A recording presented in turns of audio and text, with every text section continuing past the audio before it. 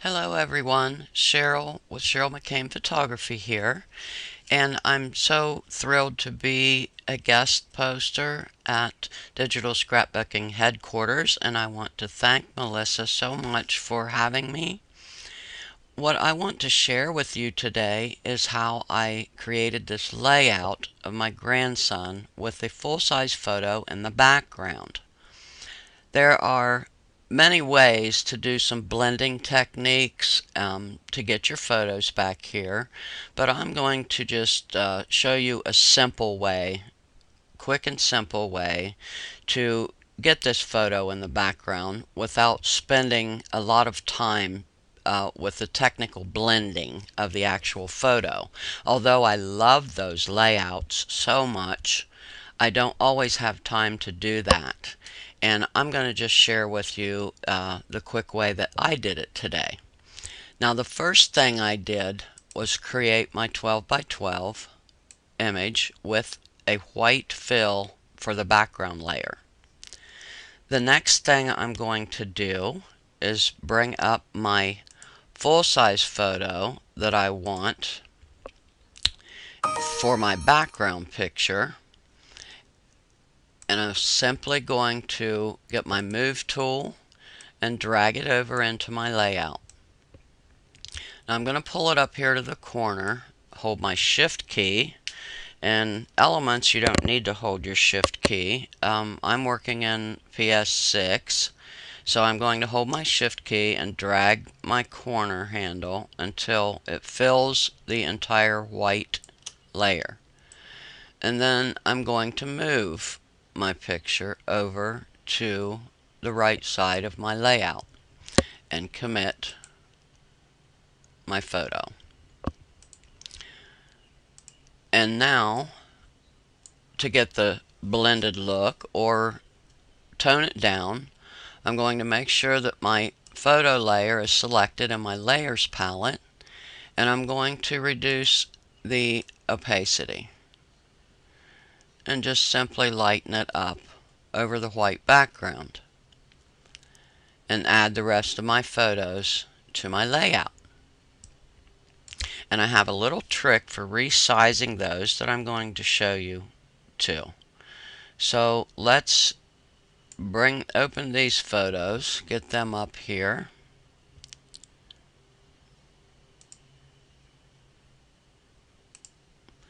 I think I have 6 that I'm going to add to my layout.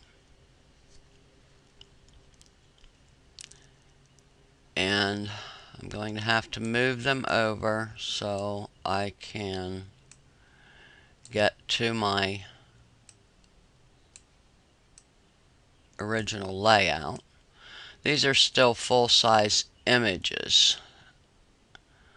Okay, so now what I do is just make sure my move tool is selected, and I just start dragging them into my layout, and it will put each one on a separate layer. We'll get them up here out of the way. Continue to drag your images over.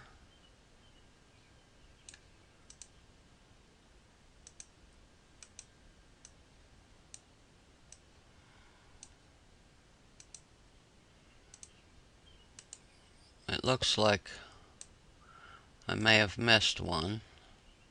There's 4, 5. Yes, I did. I missed one. Let's see if I can find. Oh, there it is, I think. Let's pull that over there. 1, 2, 3, 4, 5, 6. Okay. Now I want to show you a simple way to resize so that they're all basically the same size. Now you can see when I edited that some of these are different sizes. So the first thing I'm going to do is make sure that my corners line up so that they're all the same size in here right now. And I will stack them one on top of the other.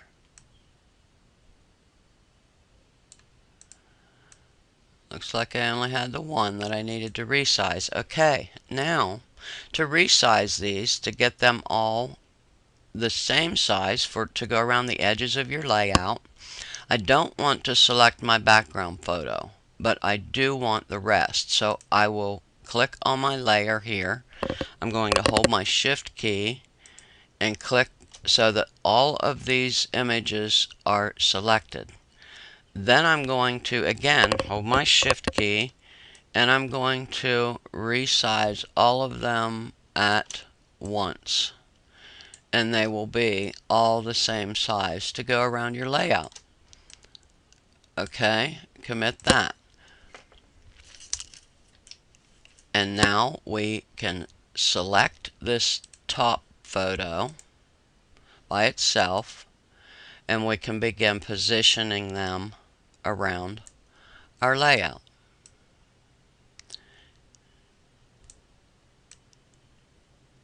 And it looks like I'm going to need to resize again to make them a little smaller. And the only thing we need to do for that is once again select our layers. I have one here that still is a little smaller. Pull it out there. Okay, once again we're going to select all of our layers, and we don't need to stack them. We can simply hold the Shift key and make them smaller until we get them to where they'll fit around the edges. Now once again I'm going to select one layer, and I think that is this one. We're going to leave that one at the top. Put a little space between these.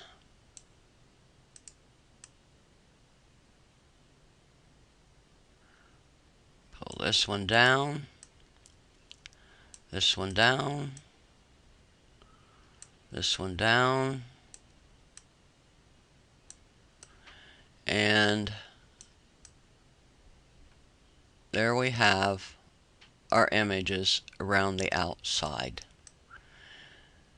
Now in my original layout, I created a white stroke around the edge of my photos. That is one technique that I have come to love. It just sets your images off from your background layer. So to easily do that, we have our image selected in the layers palette, and we want to double click and select our stroke. I'm going to change the color to white and increase the size to about 8